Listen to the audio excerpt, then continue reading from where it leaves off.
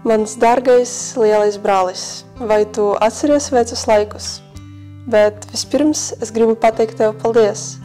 Vienkārši tāpēc, ka tu esi bijis kopā ar mani manas dzīves sākumā. Tev tika piešķirta vecāka brāļa loma, un es esmu neticami laimīga, ka tu esi vecākais bērns ģimene. Paldies par visam darbu burtnīcam, kurus es saņēmu no tevis. Protams, tas bija pilnas ar atbildēm, un tas ļoti atviegloja manu skolas dzīvi. Tu biji ļoti labs paraugs, kā jāmācās, bet, diemžēl, tas man nepalīdzēja. Un tas bija tavs uzdevums nest no skolas labas atzīmes. Patiešām mūsu ar tevi bērnība bija ļoti jautra. Jautra un reizam pat haotiska.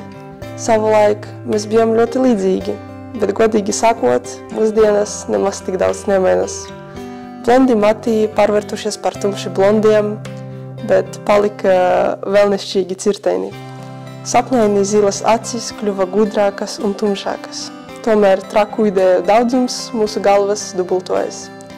Šobrīd mēs abi esam radošajā novirzē. Es sāku zīmēt jau bērnībā, tu pirms dažiem gadiem sāki filmēt. Mēs jau strādājam kopā kā kolēģi, video veidotājs un animators, projektu organizators un komandu vadītājs. Un, protams, šefpavars un virtuves uzkopējs. Protams, nākotnē mēs ar tevi izmēģināsim vēl daudz citu lomu.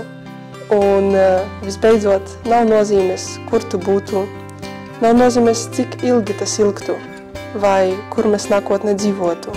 Priekš manis tu vienmēr būsi lielais brālis.